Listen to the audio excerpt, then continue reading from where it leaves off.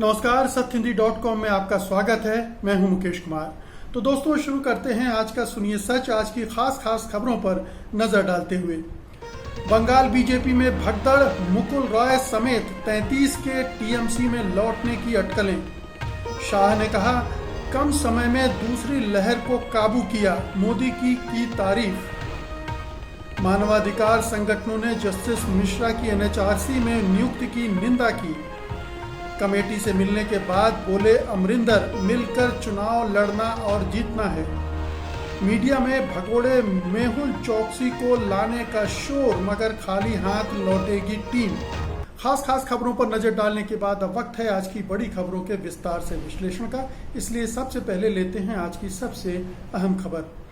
पश्चिम बंगाल में ममता बनर्जी के फिर से सत्ता में आने के बाद से ही टीएमसी छोड़कर बीजेपी में शामिल हुए नेताओं की घर वापसी के लिए होड़ मच गई है। ऐसी खबरें हैं कि एक दो नेता नहीं बल्कि 33 नेता वापस टीएमसी में आना चाहते हैं। एक समय ममता बनर्जी के करीबी रहे और अब बंगाल बीजेपी के उपाध्यक्ष मुकुल रॉय के भी घर वापसी की अटकलें तेज हो गई हैं। 2 मई को नतीजे घोषित होने के बाद से ही मुकुल रॉय खामोश हैं।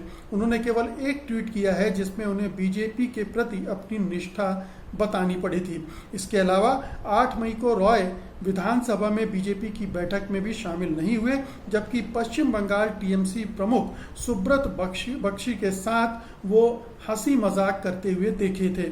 उनके बेटे शुभ्रांशु राय ने एक फेसबुक पोस्ट में केंद्र सरकार को घेरा भी था। शुभ्रांशु राय ने टीएमसी का बचाव करते हुए लिखा था कि लोगों के जनादेश से सत्ता में आई सरकार की आलोचना करने से पहले हमें आत्मालोचना की जरूरत है।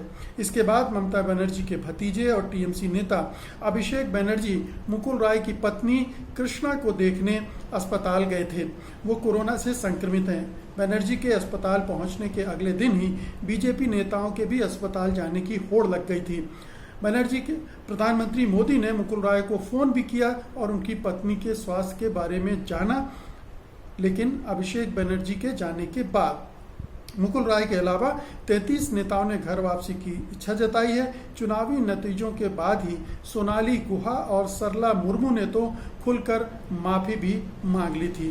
तो अब जैसे ही लड़ाई खत्म हुई है, चुनावी लड़ाई खत्म हुई है, उन टीएमसी नेताओं को ये समझ में आ रहा है कि अगले 5 साल उन्हें ममता बनर्जी के साथ गुजारने हैं। ममता बनर्जी मुख्यमंत्री हैं और वो सत्ता में हैं और भारी बहुमत के साथ सत्ता में हैं और उनका कोई कुछ भी बाल बांका नहीं कर पा रहा है, न केंद्र सरकार, न गवर्नर और न सरकारी मशीनरी। बेशक सीबीआई, इनकम टैक्स वगैरह परेशान करने के लिए कुछ बहाने ढूंढ रही हैं, लेकिन ममता बनर्जी के सामने वो टिक नहीं पा रही हैं। तो उन्हें लग रहा है कि बेहतर होगा कि अब ममता बनर्जी के पास वापस लौट जाएं, क्योंकि बीजेपी के पास देने के लिए कुछ खास है नहीं।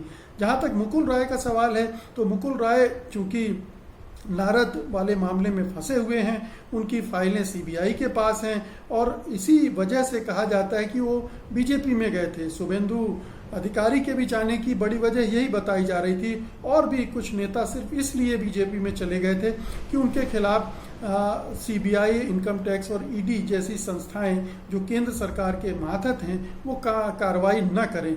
अब मुकुल राय की फाइल लोकसभा स्पीकर के पास है। चूंकि 4 नेताओं के खिलाफ सीबीआई ने प्रोसिक्यूशन की मंजूरी गवर्नर से ले ली है और उनके खिलाफ कार्रवाई शुरू हो गई, तो हो सकता है कि मुकुल राय का भी नंबर आ जाए और शुभेंदु अधिकारी का भी नंबर आ जाए। तो मुकुल राय शायद यही नाप तोल रहे होंगे कि या तो उन्हें पूरी तरह से बचाए मोदी सरकार और उनको केंद्र में मंत्री वगैरह का पद दे, कुछ जिम्मेदारी दे, ताकि जो उन्होंने गंवाया है ममता का साथ छोड़कर उसकी भरपाई हो सके, या फिर वो शायद एक रास्ता ढूंढेंगे वापस ममता बनर्जी के पास जाने का।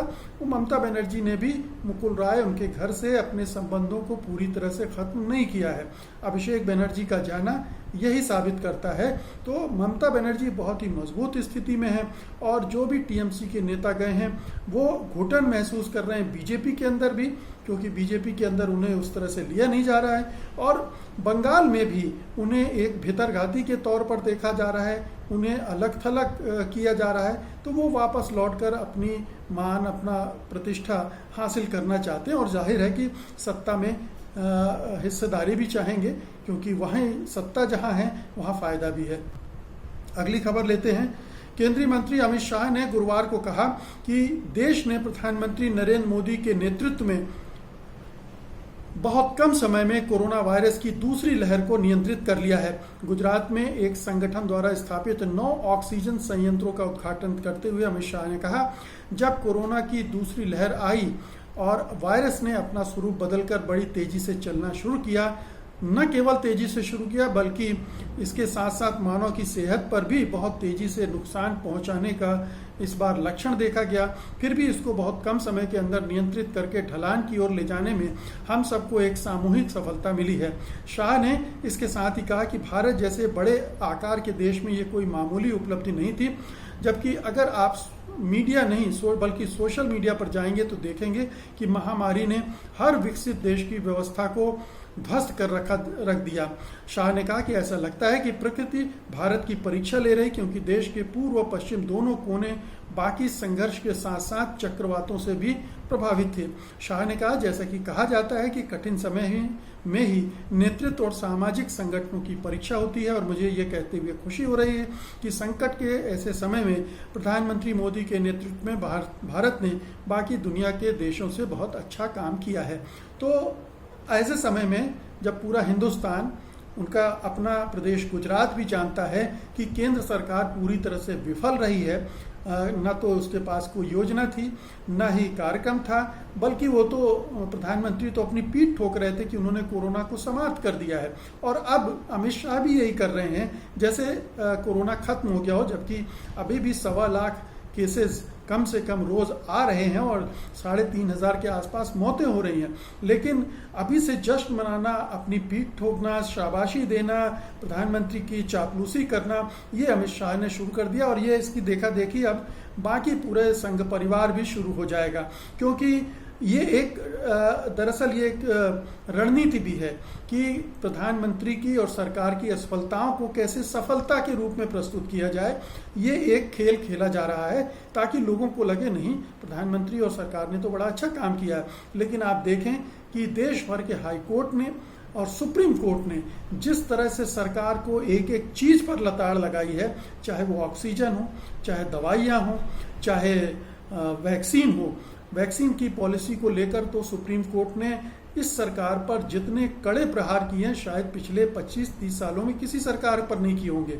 यहाँ तक कि 35,000 करोड़ का पूरा हिसाब किताब मंगवा लिया है। यानी सरकार के कामकाज पर उसने, ऐसा लगता है उसको एक रत्ती भर भरोसा नहीं है और वो खुद जांच करना चाहता है।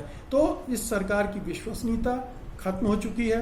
प्रधानमंत्री की जो काबिलियत का एक फर्जी वो धारणा बनी थी वो ध्वस्त हो चुकी है। सरकार नाकाबिल और नालायक साबित हो चुकी है। ऐसे में अमित शाह जब इस तरह के दावे करते हैं और इस तरह की बातें करते हैं तो बहुत ही हास्यास्पद लगते हैं और जाहिर है कि ये लोगों के गले नहीं उतरेगी। ये ज़रूर है कि प्रोपेगेंडा के लिए इस तरह के झूठों का इस्तेमाल अमित शाह और उनकी पार्टी और उनका परिवार, संघ परिवार करता रहा है, तो वो ये सिलसिला शुरू हो गया है, इसको समझने की ज़रूरत है। अगली खबर लेते हैं।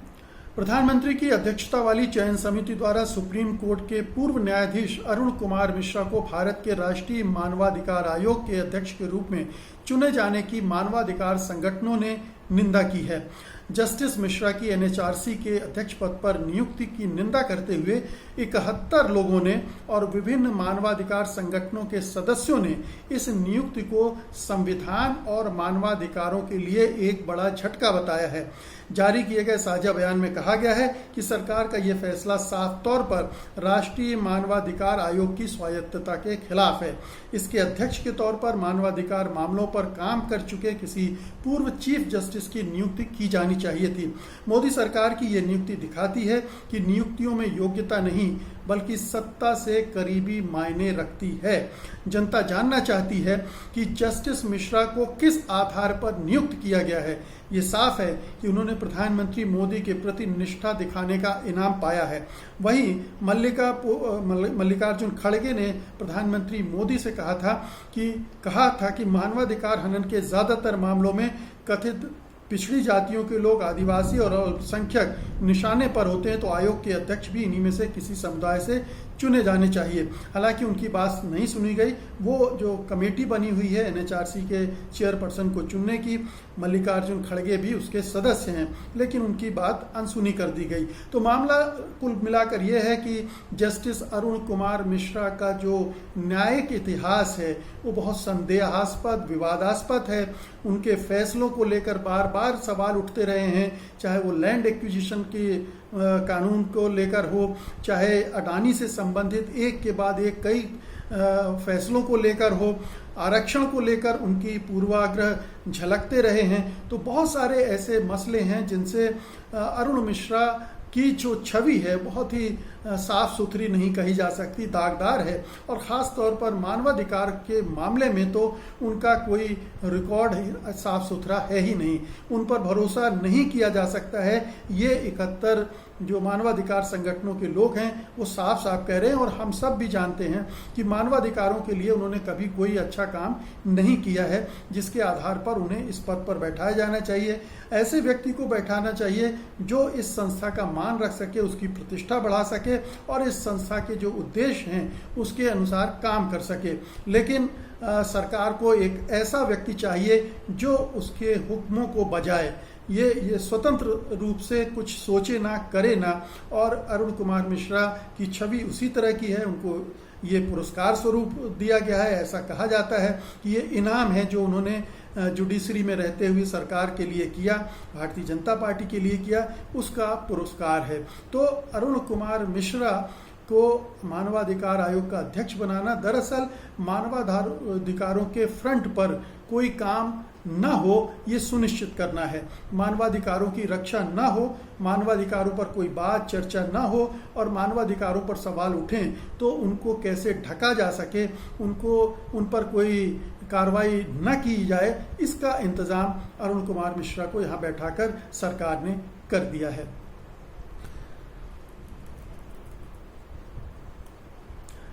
अगली खबर लेते हैं। पंजाब में जारी आंतरिक घमासान के बीच आज मुख्यमंत्री कैप्टन अमरिंदर सिंह ने दिल्ली में हाई कमान द्वारा गठित 3 सदस्यीय कमेटी से मुलाकात की है। ये मुलाकात 3 घंटे तक चली। ये कमेटी पंजाब कांग्रेस में जारी आंतरिक जंग को शांत करने के लिए बनाई गई है। कमेटी में ने सभी असंतुष्ट नेताओं के अलावा कैप्टन से भी बात कर ली है, जिसके बाद अब ये कमेटी पार्टी की राष्ट्रीय अध्यक्ष को अपनी रिपोर्ट सौंपेगी। इस कमेटी की अध्यक्षता राज्यसभा में विपक्ष के नेता मल्लिकार्जुन खड़गे कर रहे हैं। इसके अलावा एआईसीसी के पंजाब प्रभारी महासचिव हरीश रावत और पूर्व सांसद जेपी अग्रवाल भी इसके सदस्य हैं। बैठक के बाद प्रेस से बात करते हुए कैप्टन ने कहा कि ये एक आंतरिक मामला है और किसी सार्वजनिक चर्चा की कोई आवश्यकता नहीं है। चुनाव 6 महीने में होने वाले हैं और हमें एक साथ काम करना है और चुनाव जीतना है। बता दें, पंजाब में अमरिंदर सिंह और उनके पूर्व कैबिनेट सहयोगी नवजोत सिंह सिद्धू के बीच जुबानी जंग छिड़ी हुई है। सिद्धू के अलावा भी कई मंत्री और नेता कैप्टन के खिलाफ मोर्चा खोल चुके हैं। समिति ने प्रदेश प्रधान सुनील जाखड़ और मुख्यमंत्री के सलाहकार कैप्टन संदीप संधू के साथ भी बात की है।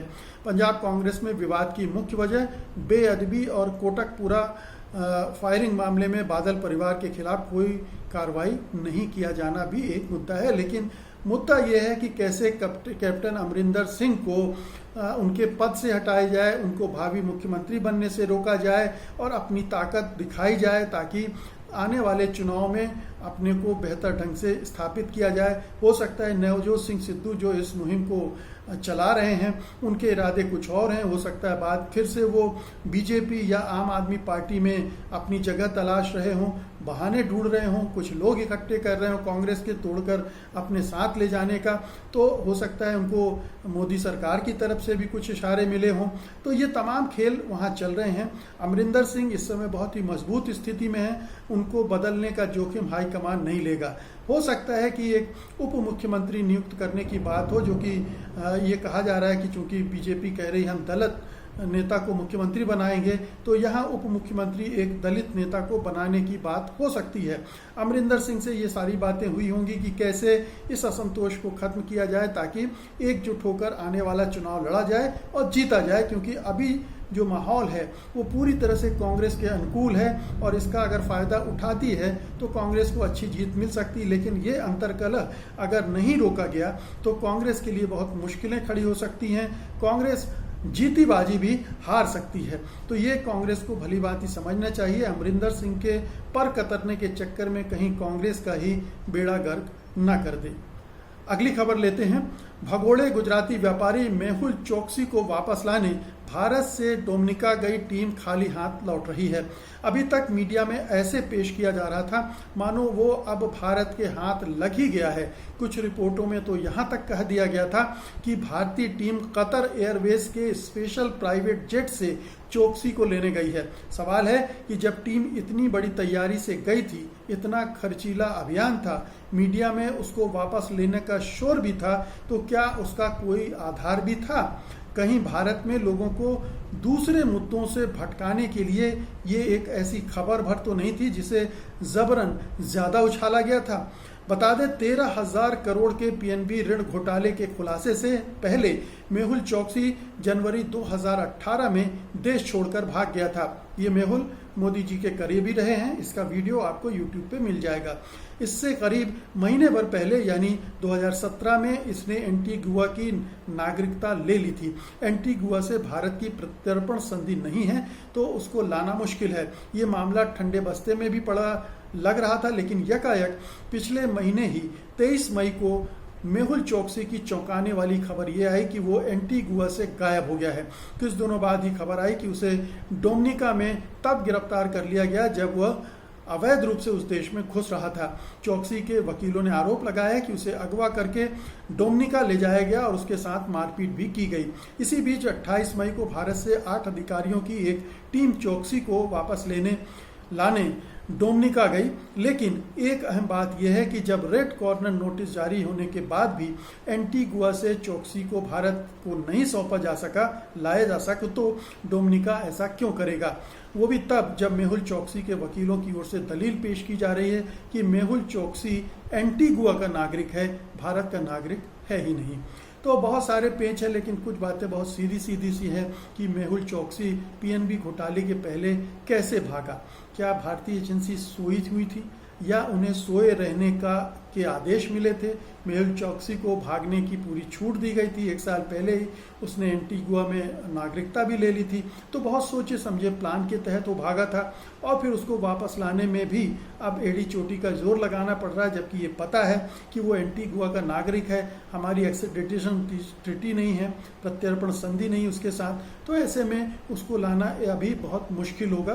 कोशिश होनी चाहिए लाने की भी, लेकिन ये जो मीडिया ने शोर मचाया था, दरअसल भारत सरकार जो बुरी उसकी भत पिट रही है वैक्सीन पॉलिसी को लेकर, सुप्रीम कोर्ट ने ज़बरदस्त तरीके से उसको उधेड़ के रख दिया है, सार्वजनिक तौर पर एक तरह से नंगा कर दिया है कि किसी तरह की नीति थी ही नहीं और उसमें बहुत सारे गड़बड़ झाले थे।